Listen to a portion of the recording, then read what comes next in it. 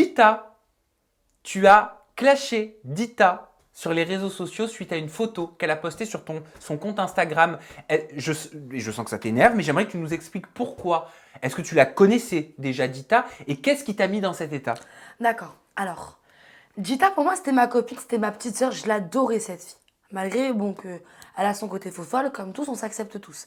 Le seul problème, c'est que ça, je trouve ça dégueulasse. Ça veut dire que elle arrive, elle veut encourager une bonne action. D'accord, t'encourages la bonne action. C'est-à-dire qu'elle a Mais, fait les courses et elle a offert un panier de courses à un SDF. oui. Mais dans ces cas-là, tu ne montres pas la tête des gens. Tu veux encourager les bonnes actions, d'accord, mais tu ne montres pas la tête des personnes. Et surtout, elle fait une photo, elle la poste en feed Instagram et elle tape la pose mannequin. Comme ça. Tu vois, les fesses courbées, tout courbé, la tête comme ça. Au bout d'un moment, non, je suis désolée. C'est n'importe quoi. Tu fais pas une photo Instagram, genre en mode bombe atomique, machin et tout, avec des personnes plus démunies que toi. Tu vois, je trouve ça incohérent, je trouve ça dégueulasse. Et au bout d'un moment, tu te dis, c'est pas en faisant ça que les gens vont oublier bah, la sextape, qu'ils vont oublier ton mauvais comportement, comment tu agis, compagnie.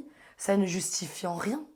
Il y a beaucoup de personnes qui m'ont dit qu'ils ne reconnaissaient pas Dita ces derniers temps. Toi qui étais ami avec elle, qu'est-ce que tu penses de son évolution? Parce que là, tu as trop évolué, là. À Non, part, à part- son évolution depuis qu'on l'a connue dans Les Princes de l'amour. Ça te laisse perplexe, sans voix. je la comprends pas. Tu vois, au départ, c'était une fille hyper attachante, hyper adorable. Et du jour au lendemain, elle est devenue détestable.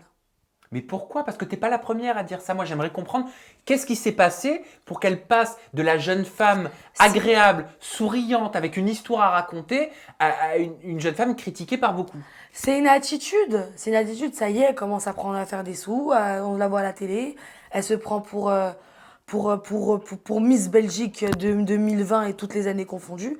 Au bout d'un moment, voilà, qu'est-ce que tu veux? Elle change, elle tourne. Elle voit que les gens s'intéressent à elle pour sa notoriété. Elle se croit mieux que les autres. Mais au bout d'un moment, ma chérie, t'as 22 ans. Même pas. Tu vois? Donc c'est beau de faire la belle dans des avions avec footballeur par-ci, athlète de l'autre. Mais au final, dans le fond, il n'y a pas grand-chose dans la tête, hein. À part attaquer et se sentir supérieur aux autres, elle n'a rien de supérieur aux autres.